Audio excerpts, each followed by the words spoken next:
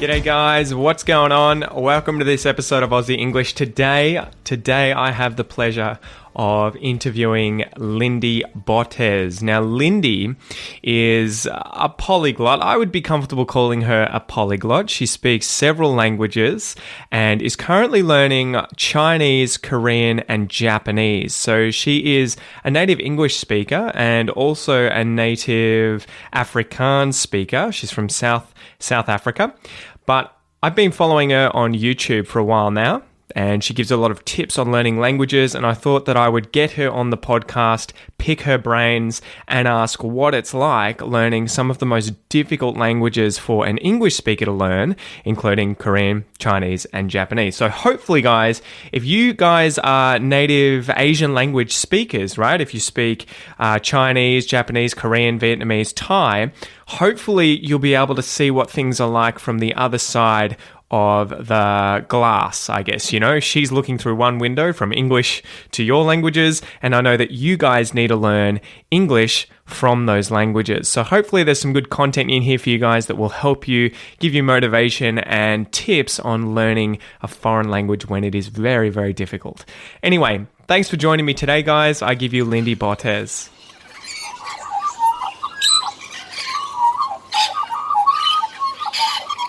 G'day guys, welcome to this episode of Aussie English. Today I have Lindie Botes on the podcast. I hope I said that correctly. It's Botes. Botes, sorry. So, man, I've followed you for a while on YouTube, obviously secretly in the shadows without really, sort of reaching out. And I decided to finally bite the bullet and I was like, look, I like this chick. I want to get her on the podcast to talk about her experience learning languages. Man, can you tell me your story, Lindie? How on earth did you end up now learning, I think, at least as far as I'm aware, Japanese, Korean, and Chinese, right? All simultaneously as well. So can you tell us your story? Sure. So my dad's a diplomat. So growing up, I lived in a bunch of different countries. Not any of those languages you mentioned. So I haven't even set foot in China or I haven't lived in Korea. But grew up in a bit of time in Paris, Pakistan, Dubai, and some significant time in Japan. So I think growing up, I was always exposed to different languages and cultures. And I never really took language learning seriously. For me, it was more just a subject at school. So I did Arabic and French at school. And then when we moved back to South Africa after 5 years in Dubai, my mom saw an ad in the newspaper for free Korean lessons. And I had a few Korean friends in Dubai. And my mom said, "You want to try this?" I was like, "Oh, okay, why not?" And it was like completely no reason. I mean, I know a lot of people get into Korean through K-pop and K-dramas, which is awesome. But back then it was, I think, 2009. And, the Korean wave hadn't really hit so much in South Africa. So I just started for the fun, no real reason. And the more I studied Korean, the more I fell in love with the language. And I started seeing connections between Korean and Japanese.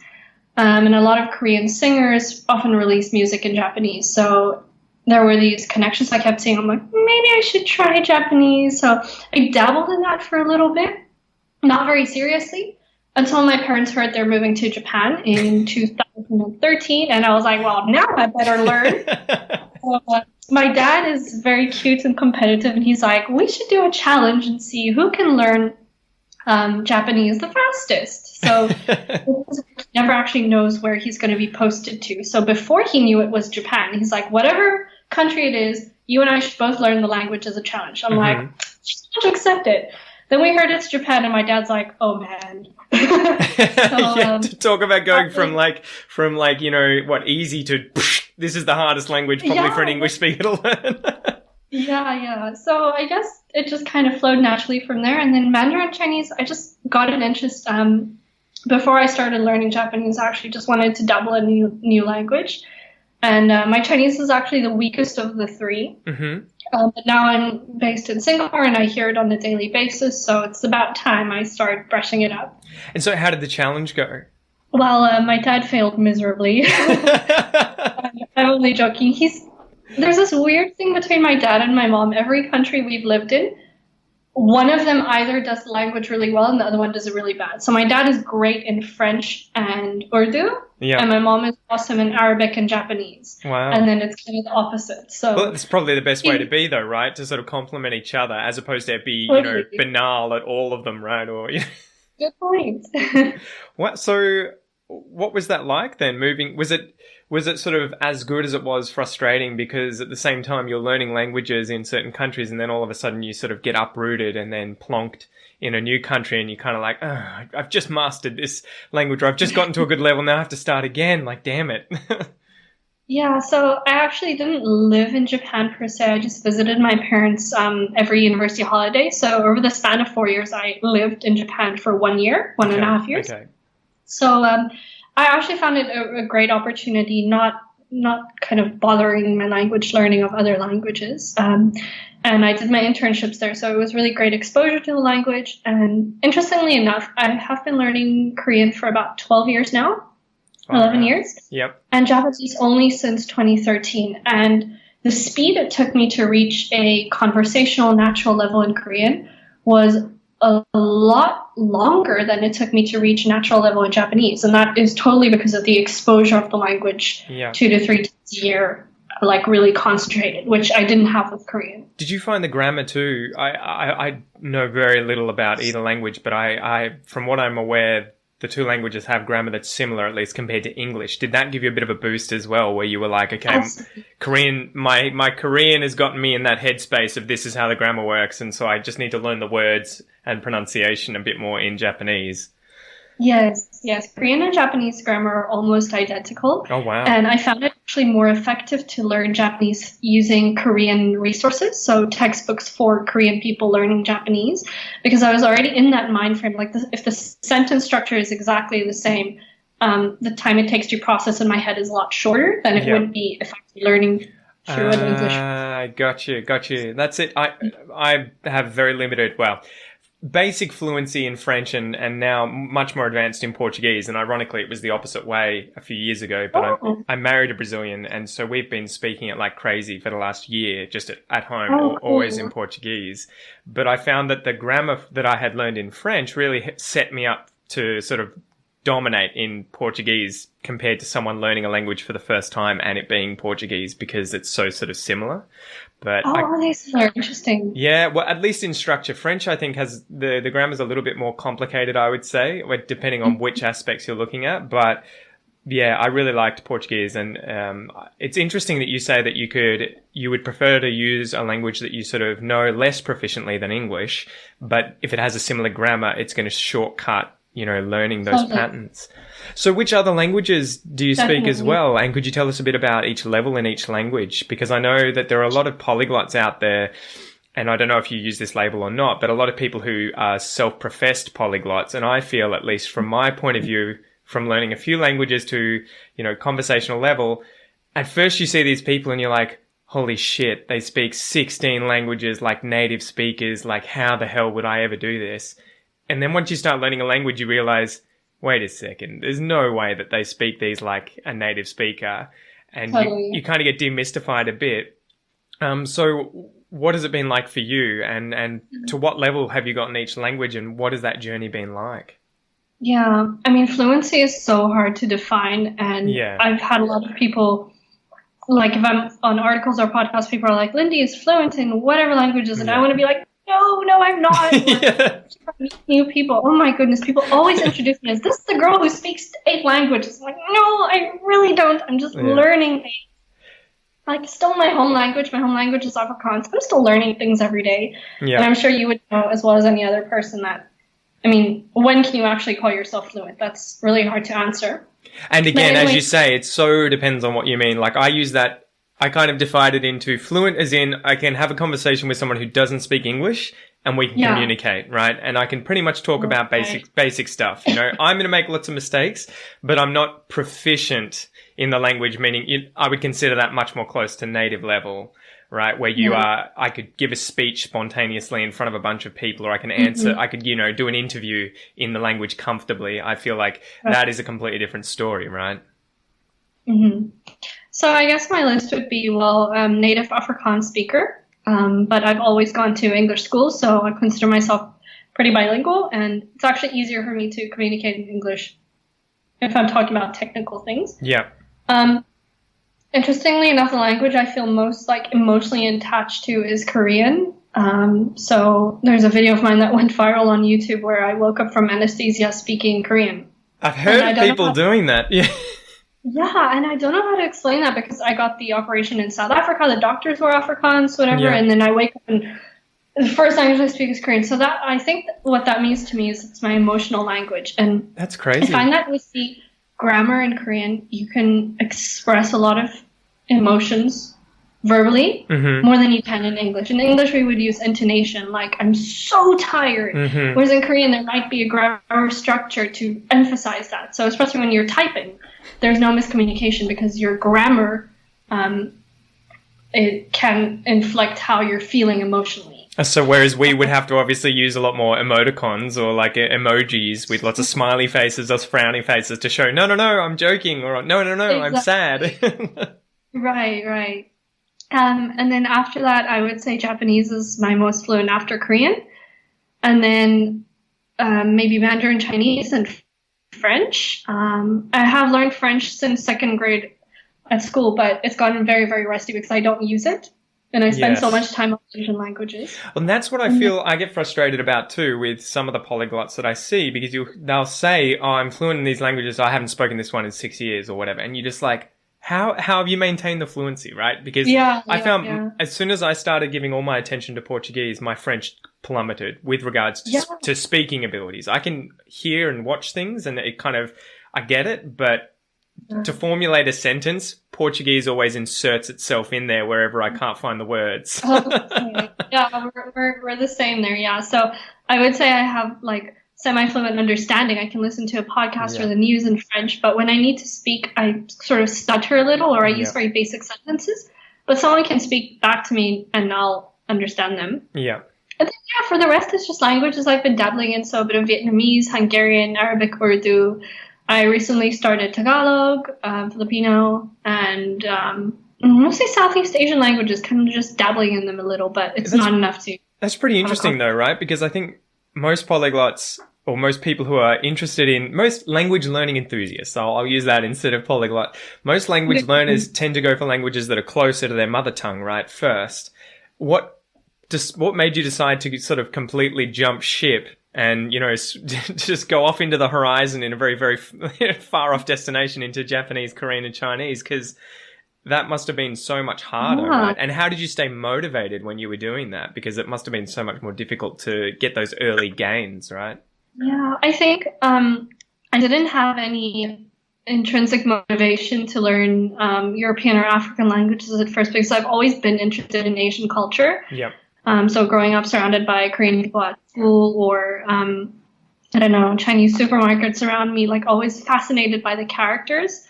I'm especially interested in learning languages with a different script. So Chinese characters, Japanese, Korean, Thai.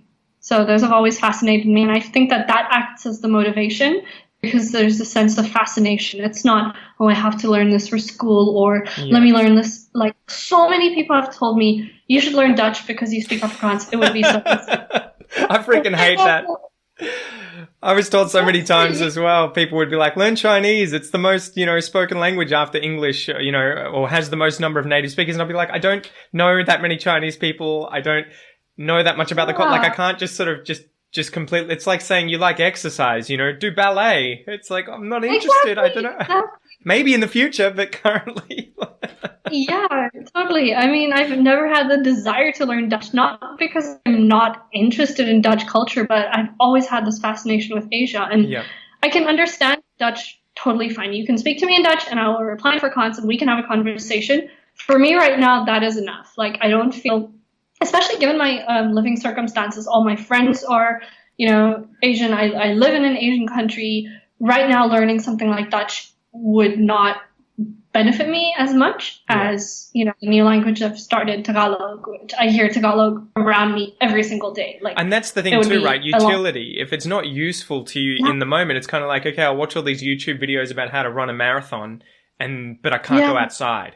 It's like, well, when are you actually going to be able to put it into practice and go out there and do that thing? Like I started Portuguese because I started doing jiu-jitsu and all of a sudden I went from being surrounded by English speakers to being surrounded by Brazilians who are always speaking Portuguese. And I was like, I want to communicate with you guys. And so it is so funny how it becomes, at least for English speakers who have the sort of, I guess you can indulge your sort of language learning interests as opposed to foreign speakers who are like, I have to learn English because business, because communication in foreign countries. True. What do you do if you tomorrow, if someone, picked you up, plonked you in Holland and said, you're going to be living here for 5 years, what would be your plan for learning Dutch? How would you conquer that language as fast as possible? Because I'm sure a lot of listeners here are sort of probably plateauing at a plateaued level in English where they've reached, intermediate to advanced and they don't know what to do now. What would you do if you were having to learn a language again? Very interesting. I think with the question you framed, like if somebody plonks me there and I have to start living there, obviously I'm going to be an expat in Holland. And I think a lot of expats tend to move within their own communities. So living in an expat area and going to an English supermarket and going to expat, it's like I would avoid that completely because I want to get as much immersion as possible with the local people or the native people. Of course, for me, starting language, the most important thing is listening and hearing, because the more you hear a language, the easier it is to copy the correct pronunciation. And if your pronunciation is correct, you sound more fluent than you even are, and that also boosts your confidence to keep going. As you know, like how babies learn a language, they don't sit with a textbook, right? They just hear their parents and they repeat. So I always tune my ears to something. Something I like doing here is listening to the subway announcements in different languages. So in Singapore, it's in Mandarin, English, Tamil, and Malay. Wow. I'm just trying to listen to it over and over and over. And the number for the police here is 999. So them saying that in different languages, you'll hear one word being repeated 3 times and you're like, oh, okay, that must be the number for 9. And that's how you learn. You just pick up on these little things, keep hearing, and then try and reproduce it. Obviously, you also need material, so I'd get myself a textbook. I am a solid believer in, sure, there are great apps, you can learn from the internet, but me as a visual learner as well, I like to have a book by me to track my progress. I like highlighting and writing as much as I can. And everything I do in a language, I want to try and do, everything I do normally, I want to try and do in my target language. So if I'm setting up a shopping list, I would write that in my target language. Especially if you're shopping in a different country and everything on the shelves are in that language, might as well learn the word for it, write it in your shopping list, Well, that's one of those things that I find that a lot of people ask me about. They come to Australia and they end up in their communities with people who speak their language. They end up operating in their own language. They move in with people. They're watching TV. They're listening to podcasts. They're doing everything in their own language. And I'm trying to tell them constantly, you need to spend more time in English, as much of your day in English as possible. Even if you aren't surrounded by English speakers, watch English TV, listen to podcasts, read books, but you need to shift yourself out of your own language because those two are going to be competing, right? Yeah. And have you found that has helped you advance a lot faster when you put those sort of practices into place? Yeah. The more exposure you get, the easier it is. And it's so hard to explain. So I'm someone who likes listening to a lot of music, and I memorize the lyrics, but sometimes I won't know what the word is in the language. Yeah. And then I'll just sort of casually be studying a language, and I'll come back to the song like a month or 2 later, and I'll be like, oh my goodness, I understand this. And a lot of it is just passive learning. A lot of it is also learning in context. You don't need to look up every single word. You'll eventually figure out what it means just by hearing it so much. Yeah, I had that recently. I've been watching on Netflix a TV series called The Mechanism, which is a Brazilian TV series about corruption. And they keep having in brackets, like it's obviously for deaf people, so they keep putting up in brackets like coughing or sneezing. And I kept seeing this one, and I realized that it was every time he cleared his voice or cleared his throat, he was doing and they had the same, I think it was ofegante, and it was the same word kept coming up, and I was like, finally, I remember this goddamn word after I've seen it probably 20 times. So, yeah, and you didn't need to look it up. Yeah, exactly. And it was, I love learning in that sense because you get to see the you have the context. You hear what the guy's doing. You can see what he's doing. You can see the word. Do you think that you should use subtitles when watching that sort of stuff, or do you recommend not using subtitles too? Because I know that's a contentious issue, but I love using them. Like, if using subtitles, if you're struggling to understand something, why remove the convenience and the entertainment by removing subtitles. Sometimes, at the end of a long day, and if my brain is really tired, I would watch a Korean drama with subtitles just for those few words that I might know. But I think turning off subtitles does help your brain tune into it a bit more and watch a lot more actively. But it depends on your levels. I would say subtitles for beginners to intermediate, and then upper intermediate to advanced. If you feel like turning it off, by all means. Yeah, exactly. And what do you find it's like with memory? Because I get a lot of people, and this happened to me with French and Portuguese when I started sort of taking it seriously. I was always frustrated at how easily I forgot things. And every time you see people who have learnt the language and speak it really well, you're like, oh man, they just must be really natural at this. They must just get grammar. They must just have a really good memory. I don't think that's the case, but what do you think? Is it a kind of thing where it's just you pick it up over time, or you have to have a good memory? Very, very good question. I'm going to not go down the saying that memory is the key to learning language. A lot of people say, oh, I'm over 25 years old, my brain isn't tuned into learning. And no, it takes time and effort and dedication and repetition. You got to hear something, read something, use something all the time. It doesn't help if you have a good memory because it's going to stay in your short-term memory. So, gosh, I'm sure studies have been done on this, but from my experience, learning a language is not something that happens overnight. I wouldn't say I have a talent for learning languages. Maybe I have a skill set that teaches me how to learn a language effectively. I wouldn't say I have this inborn talent that all of a sudden I'm amazing in all these languages. No, it takes me hours of practice and dedication. I would say where the talent comes in is in how you learn the language, how smartly you study, not how good your memory is. So what would be some of the things you would say people don't do this? This is going to waste thousands of hours, of potential time you could spend doing something useful. What are the lessons you've learned going through this about things you shouldn't do? Don't memorize vocabulary lists. I think people are super... at the beginning of a language, when you're very excited, you'll look up 100 most common words in this language, and you'll sit and memorize them all. By all means, great, but for me, it's more memorizing them in context. So in the context of a sentence. And a lot of those word lists are alphabetical, and you'll get them starting with being an interjection. The first word is you'll pick that up from speaking. You don't need to sit and memorize that one. And then the next word will be apple. And then the next one is avalanche. You don't need to know that. So maybe if you do have a list of the most common words, sit and highlight the ones you think you would use in daily conversation the most. And then get a website or a friend or an app where you can get example sentences with that word in it. Write down the sentence. And then what I like to do is replace the words in the sentence with other words. So if I've learned a new noun, I'll take that noun out and replace it with a ton of other nouns. And then I'll be learning new words and a sentence structure at the same time. Yeah, so that's it. I mean, that's one of those things. I'm always just you just have to keep seeing the thing again, and eventually you will remember it if it's important, right? Because the brain is all about remembering what you need to use. And so remembering words that are useless isn't really going to help you. And I also say, how often do you forget a word in your own language, right? I forget words in English all the time, and I've been speaking English for 32 years, Yeah, it's because you don't use it on a daily basis. Yeah, and this thing you were saying about just using it all the time, I think a lot of outdated ways of language learning these days is going to a lesson or a class 1 or 2 days a week. And then what people tend to do is after that lesson is over, they'll go home and they will forget about language until the night before when they do their homework, and then they go back to the class. That is such an ineffective way of learning because you're only blocking out 2 hours a week for the language instead of trying to integrate it in every way possible.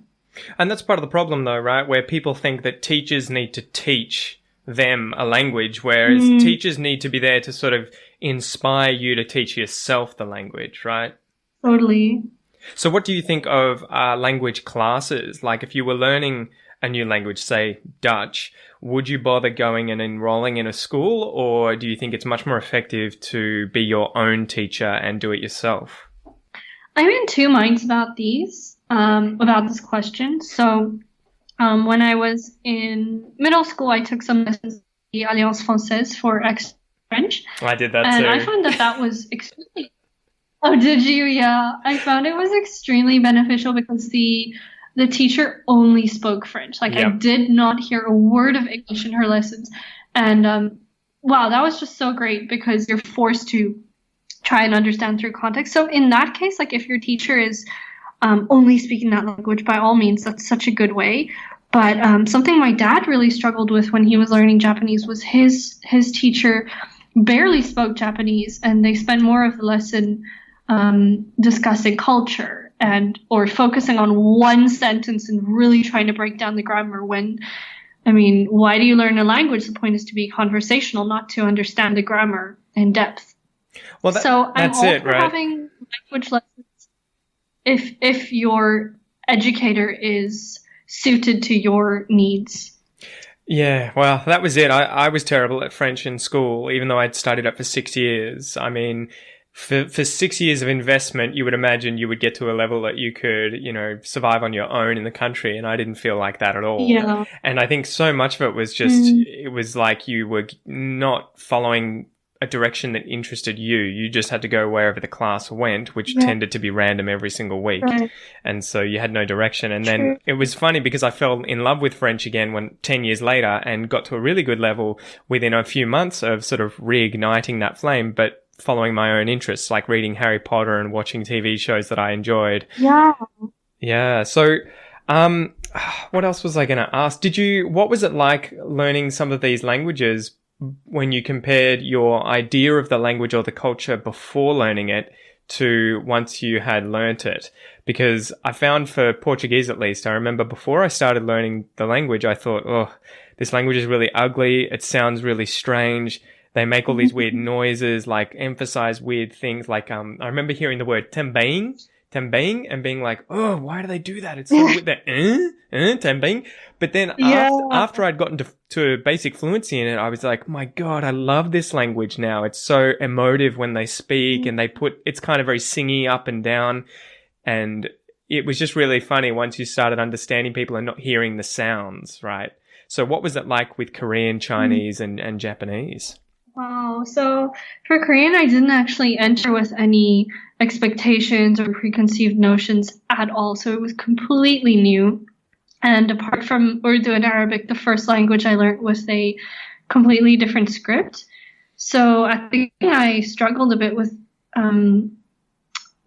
some new sounds that we don't have in English or Afrikaans. So Korean has both an O sound and an O sound. Yep. And they're romanized as O and EO, respectively. So that took me about 2 years to be able to properly pronounce O.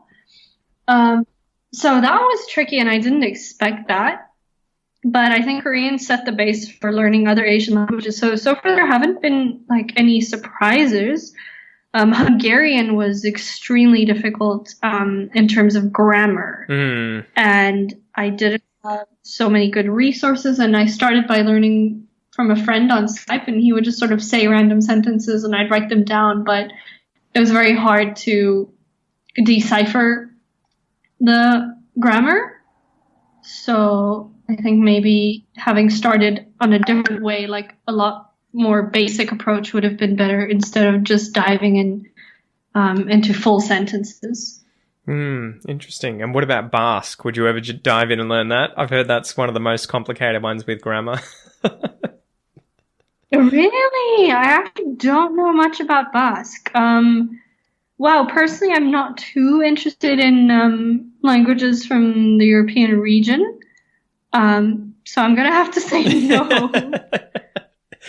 Yeah. So I guess that's about all I wanted to harass you about. But what about pronunciation? Before we finish up, how did you go about learning the pronunciation of these different languages? Was there a certain way in which you practiced them, or went about it? Did you use the IPA? Did you do it passively?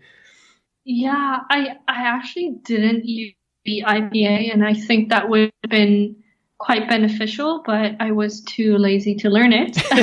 So for me, it was more just listening and repeating. I've always been good at copying accents. And, for fun, and in school plays or with my brothers, copying an Indian accent or an Irish accent or a French accent. And what really helps is if you're learning Korean, for example, think of how Korean people stereotypically would speak English, and not to make fun of them, but then try and look at the intonation that they place on words. And then when you're trying to speak Korean, kind of put yourself in the mind frame of being that person. Yep. Another thing I like to do is to visually draw what the word or the sentence sounds like. So, for example, Vietnamese has a different intonation from English. So, Ban Cai Yi means what do you need in Vietnamese, whereas in English would be like, what do you need? Or what do you need? Yeah. Right? Whereas music, it goes up in the middle. So drawing like little graphs for myself helps a lot. There's a YouTuber I like. His name is Dogen. He's makes funny Japanese videos about the language. And one of his newest videos, he kind of makes a joke about how people generally say Japanese is a very flat language, but then when you say the word flat in Japanese, that word itself is not flat at all. And he kind of draws it out in this video. And then he's like, Nihongo wa furatto desu. And people are like, furatto. No, furatto. Like your voice goes up. So, checking out his videos is pretty funny. I'll have to get a link from you and chuck that in the transcript. For me, it's more copying people, really listening to the intonation and saying it over and over. For me, it's a bit tedious to be watching a drama or listening to talks and pausing it and recording myself. Yeah. But that's always an option if you have a lot of time. Awesome. Well, last question. What advice would you have for people who are from Asia, who have, whether they speak Vietnamese, Chinese, Korean, or Japanese, now that you're sort of into the culture and you understand the languages, what would you give them as advice for learning English?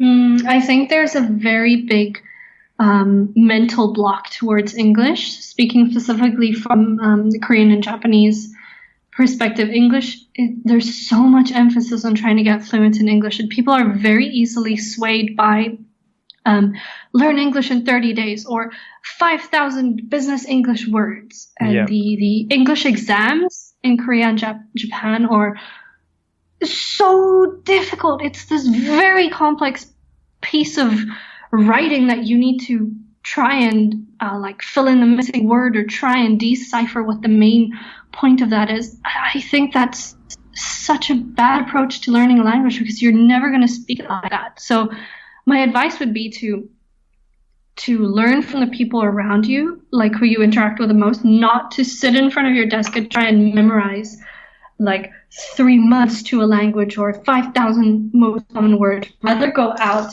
have a drink with some friends, and even if you're too shy to speak, keep listening, because the more you hear it, the easier it'll get.